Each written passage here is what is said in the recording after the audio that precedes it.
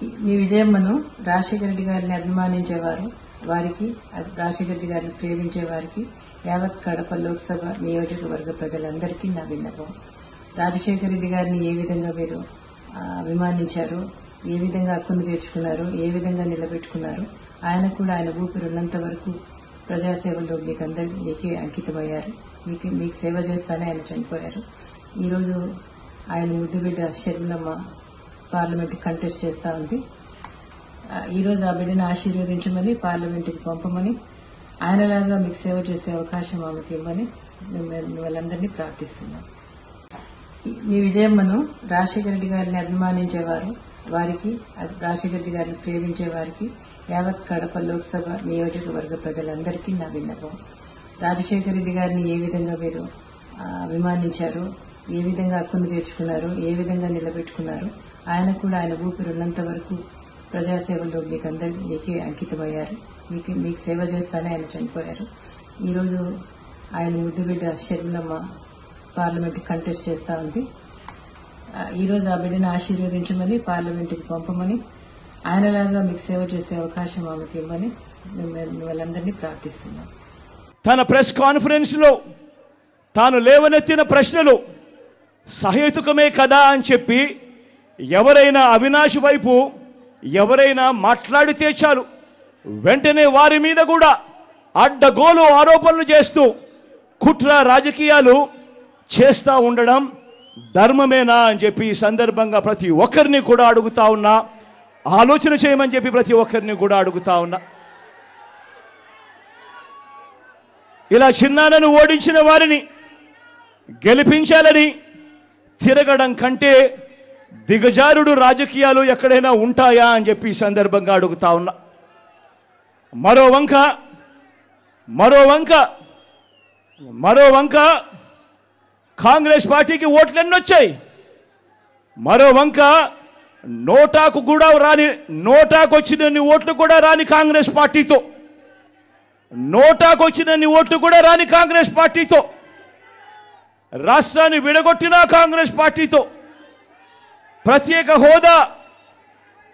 హోదాను విభజన చట్టంలో చేర్చకుండా రాష్ట్రాన్ని దుర్మార్గంగా విడగొట్టి రాష్ట్రానికి అన్యాయం చేసిన ఆ కాంగ్రెస్ పార్టీలో చేరి వైఎస్ఆర్ గారి పేరును ఆయన చనిపోయిన తర్వాత ఛార్జ్షీట్లో పెట్టిన ఆ కాంగ్రెస్ పార్టీకి మొత్తంగా వైఎస్ఆర్ గారి పేరునే తుడిచివేయాలని, కనబడకుండా చేయాలని ప్రయత్నిస్తున్న వారికి ఓటు వేయటము అనంటే దానివల్ల ఎవరికి లాభము అన్నది ప్రతి ఒక్కరూ కూడా ఆలోచన చేయమని కోరుతా ఉన్నా. అటువంటి కాంగ్రెస్ పార్టీకి ఓటు వేస్తే, మన ఓట్లు చీలిస్తే వచ్చే లాభం బాబుకు, బీజేపీ కూటమికి కాదా అని అడుగుతా ఉన్నాను. ఈ సందర్భంలో నేను పసుపు చీర కట్టుకొని వారి ఇళ్లకు వెళ్ళి వారికి మోకరిల్లి వారి కుట్రలో భాగమవుతూ ప్రతి ఒక్కరూ కూడా ఆలోచన చేయమని కోరుతా ఉండా. ఇదంతా కూడా మన ఓట్లను విడగొట్టి వాళ్ళను గెలిపించాలనే ప్రయత్నం కాదా అని అడుగుతా ఉన్నాను. ఈ సందర్భంగా అందరూ కూడా ఆలోచన చేయమని కోరుతా ఉన్నా. అసలు ఎవరికి వైఎస్ఆర్ గారి మీద ప్రేమ ఉంది అన్నది ప్రతి ఒక్కరూ కూడా గమనించమని అడుగుతా ఉన్నా, ఆలోచన చేయమని అడుగుతా ఉన్నా. ఎవరికి పులివెందుల కడప గడ్డ మీద ఎవరికి ప్రేమ ఉంది అన్నది ప్రతి ఒక్కరూ కూడా గమనించమని కోరుతా ఉన్నా.